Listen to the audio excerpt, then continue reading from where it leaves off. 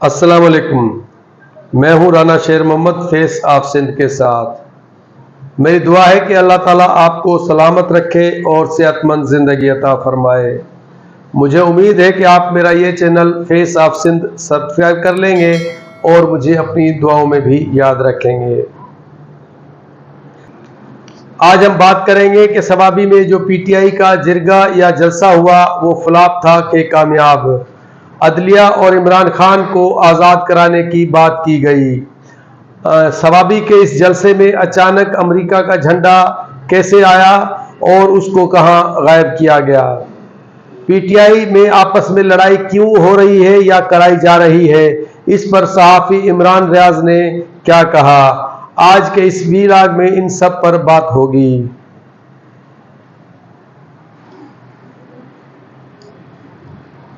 KPK में जिरगे की इस्तिलाह का सबको पता है कि वो क्या होती है। पीटीआई ने सवाबी में बड़ा अवामी जिरगा कराने की बात की मगर जलसा मुनक्कद कराया गया।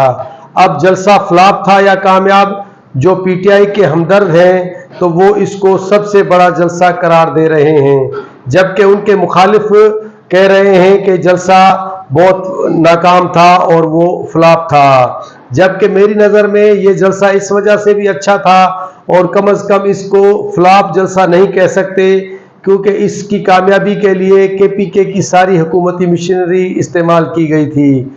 जिस तरह सिंध में 18 अक्टूबर को हैदराबाद में पीपल्स पार्टी के जलसे के लिए सिंध हुकूमत ने अपने वसाइल का इस्तेमाल किया था, तो कम अज़ कम फ्लॉप इस जलसे को नहीं कह सकते। जो जोश और जज्बा इमरान खान के होने की वजह से होता है वो इस जलसे में नज़र नहीं आया। हत्ता कि इस जलसे के कंपेयर फैसल जावेद ने माहौल को गरमाने की कोशिश भी की और उसी अंदाज में उसने मुखातिब हुए, मगर इमरान खान के ना होने की वजह से वो जोश और खरोश नज़र नहीं आया जो इमरान खान के होते हुए जलसों में नज़र आता है।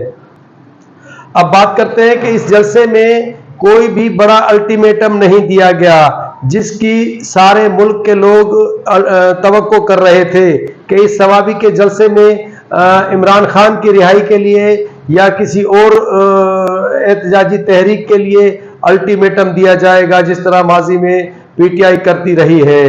तो इस जलसे में किसी किस्म का भी अल्टीमेटम नहीं दिया गया और लुबे लुबाब ये है कि इस रवा माह नवंबर के महीने में बड़ा ऐलान किया जाएगा।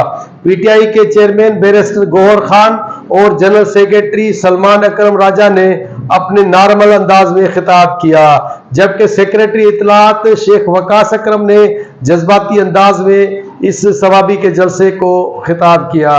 गौहर खान ने कहा कि हम अदलिया और इमरान खान को आज़ाद कराएंगे और एक नई बात जो इस सवाबी के जलसे में हुई कि अचानक अमेरिका का झंडा कोई शख्स लेकर इस जलसे में आ गया।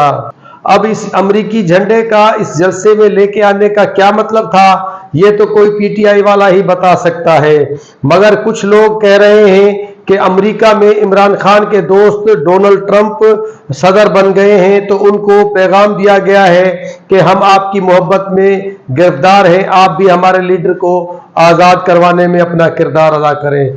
दूसरी जानिब किसी दूसरे शख्स ने यह कहा कि पीटीआई वाले एब्सोल्युटली नॉट पर यकीन रखते हैं कि हम कोई गुलाम हैं और इमरान खान को रजीम चेंज के जरिए अमेरिका ने ही हटवाया था तो अमेरिकी झंडे को नजर आतिश करना मकसूद था, मगर किसी और ने आकर उसको रोक दिया।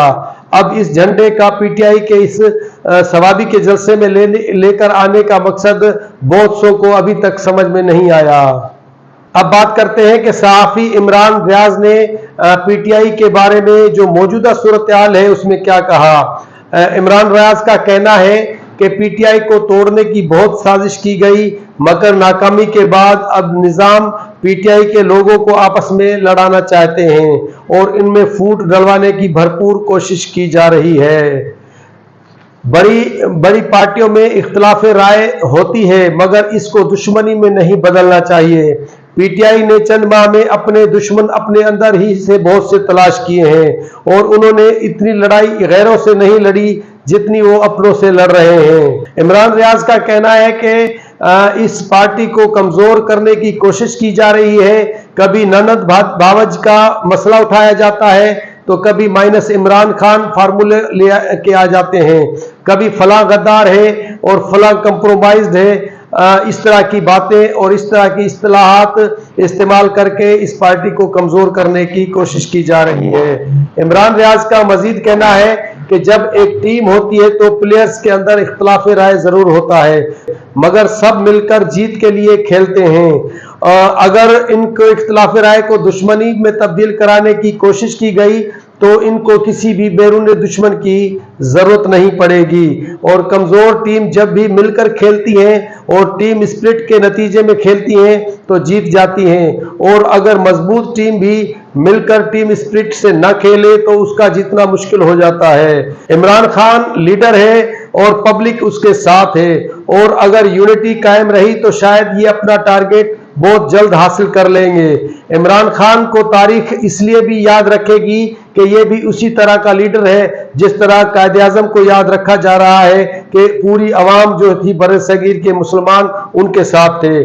आज के लिए इतना ही, अगले प्रोग्राम तक दीजिए इजाजत। अल्लाह हाफिज।